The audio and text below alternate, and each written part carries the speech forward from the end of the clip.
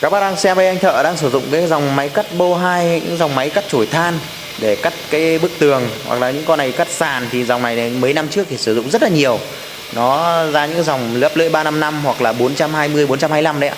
Đấy, con này thì bên em cũng bán rất là nhiều. Đấy, nhưng mấy năm trước là bán rất là chạy, hiện tại vẫn là rất nhiều các bác đang sử dụng những con này để cắt tường hoặc cắt sàn bê tông, cắt đường thì rất là tốt. Nhưng mà mỗi tội là khi mà cắt tường như này thì nó hơi nặng một chút nha các bác nhé, nó hơi nặng một chút.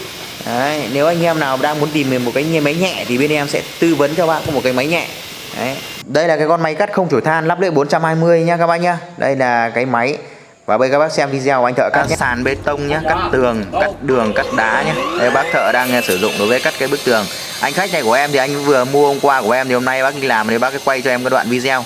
Nói chung con này thì em đã nhận được rất nhiều cái phản hồi của những anh em đã mua con này của em, thì anh em nào cũng khen bảo cắt máy cắt ôi quê quá em ạ, cắt ngọt. Đấy, cái lưỡi của nó đi cắt thì cắt tường rất là ngọt luôn.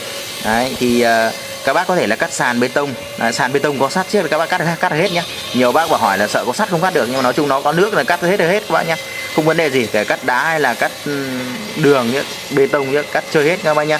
Máy thì là chạy động cơ không chổi than thì nó nhẹ, anh em mình dễ thao tác, dễ làm việc, có 11 cân cả máy cả lưỡi rồi. Đấy, động cơ không chổi than, chạy điện 220. Ở đây nếu mà các bác nào mà thích cắt được đứt cái tường 20 tường đôi đấy ạ, tường 25 26 phân thì các bác tham khảo con này là con 620 đây. Các bác có thể xem là anh thợ đang sử dụng là cắt đấy, họ cắt cũng đùng đỉnh thôi. Còn nói chung anh em mình cứ bác giáo chứ cắt bình thường đứng thoải mái, máy nó chỉ như bây giờ, hiện tại bây giờ nó nặng tầm 17 cân rưỡi 18 cân thôi. Đó, em nói thật là bây giờ thì cũng rất nhiều các bác chơi con này.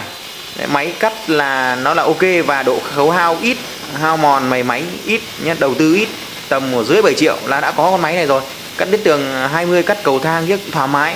Còn nếu mà nhiều bác bảo là anh thích chơi máy vòng cơ, máy vòng thì em nói thật cắt thì ngon ok, nhưng mỗi tội là cái đầu tư cao, cái lưỡi mua và tức là vật liệu hao mòn của nó thay đắt, mà lưỡi của nó cũng không được bền, tức là nó cũng không cắt được nhiều như những cái nếu cắt tường thì ok, còn nếu cắt sàn bê tông thì nó nhanh hao hơn, có sắt.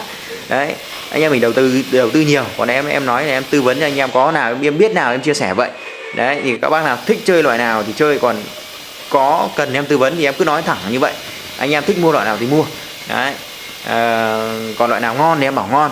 Đấy, còn đấy là các bác có thể tham khảo nhé. Có nhu cầu gì thì có thể liên hệ trực tiếp với shop em, số điện thoại bên góc màn hình. Xin cảm ơn tất cả các bác đã theo dõi cái video của nhà em.